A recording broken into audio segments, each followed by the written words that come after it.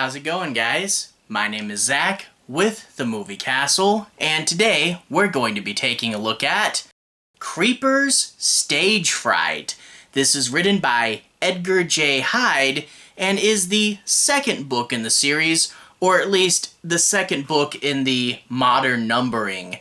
Yeah, these used to be an old 90s series written around the time Goosebumps came out because, kids anthology horror is really big, so let's make more. And randomly people have been seeing these new copies of the book pop up at Dollar Tree, and I'm glad the series is getting a second life. And especially this one. I read it and it was quite a pleasant surprise. A book with a lot of energy and manages to do a lot despite being just over 100 pages.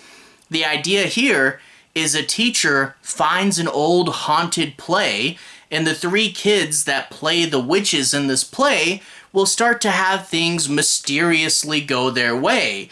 But when they realize that the wishes can turn dark, they have to figure out what's happening and how to stop it. They track down the real author of the play, and they also realize that opening night could quite literally be a disaster.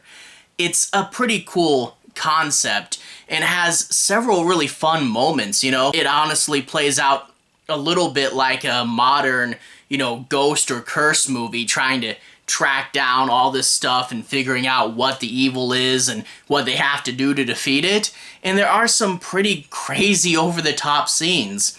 There's actually a scene that takes place in this mausoleum, and I was quite impressed by the energy and the crazy stuff that was happening. The witches really get up to some wacky, energetic shenanigans in this mausoleum scene, and I really did find it a highlight of the book, and I think it's really good and worth recommending. Like, for real, it's 100 pages, I think 109 pages total, something like that. So it's not necessarily super big and super developed. In particular, the be careful what you wish for element, that is there and it serves as an exciting incident, but it's not like the girls go crazy and wish for a bunch of insane things. They quite quickly learn they should stop and they focus on the witches, so that element in particular was one that they could have explored and got a lot more out of, but you have to think what you're going to cut down on if your book's going to be too short, and the idea that let's focus on the villain and get some cool scenes here, it's a good idea. So overall, a book that, had more energy than I expected, a good concept, actually does go a little bit scary despite being a kid's book. It's some good stuff, and I think this is a fun one, probably a highlight of the series. Let's talk a bit about the plot. No major spoilers, but let's take a moment, dig in, talk about some of the stuff that works and doesn't. I'm not going to ruin the ending of the book, but let's do a bit of a deeper analysis. We open up with a scene from the play, and of course it does that trope of not telling us it's from the play till the end of the chapter, but we get these kids playing witches, and the idea is that they have to cut off this boy's finger and use it in their spell, and I guess it's a case of we can be a little dark if it's not real, it's in a play, but boy, this play is kind of dark and way more than anything that my middle school would have done.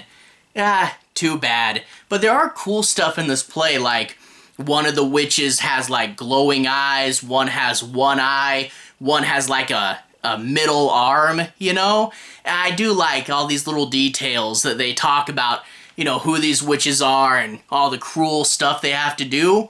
Again, the world of the play is pretty dark. But we find out that the teacher found this play in the back drawer, read it and instantly loved it, but it turns out the play was written by a former student, and in turn the school wanted to produce it, but every time they tried to produce it, there would be horrible accidents. Great. There's no way this could go wrong. But this drama teacher is really wanting to do this, really wanting to put on the play, and I do also like introducing the principal and the drama teacher as kind of side characters, and how when something crazy goes wrong, the drama teacher's freaking out and the principal is a little clueless and just thinks it's cool. Fun little side characters. Don't derail the book, but fun moments. But anyway, the girls go about their days, rehearsing the plays, and they slowly start to realize that whenever they say, I wish for something, that it happens. One of the girls wishes she would pass a math test that she has no idea how to do, and suddenly, wow, she passed the math test. And then a girl wishes for a new pair of shoes, and wow, she has it. But when a bully does something particularly bad, they accidentally wish harm on him, and it's going to lead to, again, a little bit of a brutal scene. Not too bad, but a little bit. And the girls say, hey, there's clearly something wrong now. We need to figure out how to stop it.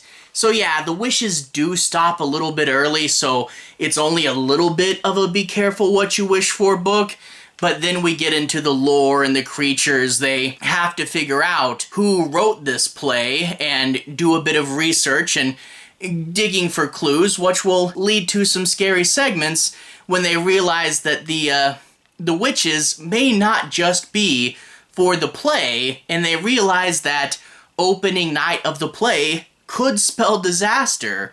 We do get, like I said, a really fun sequence a little bit before the ending where things really go nuts, but we also get a fun and creative ending. And yeah, honestly, the ending of this book does go pretty big, crazy, and extreme, and we get there really quick because it's only 109 pages.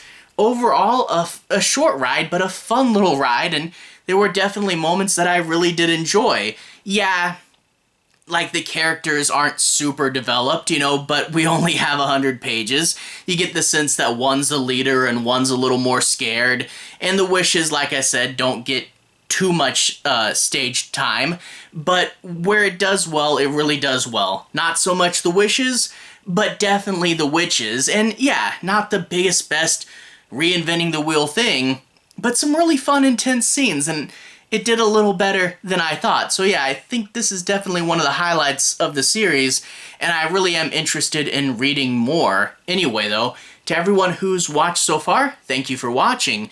To everyone who's liked and subscribed, thank you. You really are helping the channel out. I'll leave a relevant playlist on the bottom. This should be my books playlist. I've talked about a bunch of stuff in there. Goosebumps, scary stories to tell in the dark, the piano from this series. And if you want to see more, you can click there and see more. Anyway, to everyone who's watched so far, thank you for watching. To everyone who's liked and subscribed, thank you. You really are helping the channel out. Relevant playlist on the bottom. Have a good day now.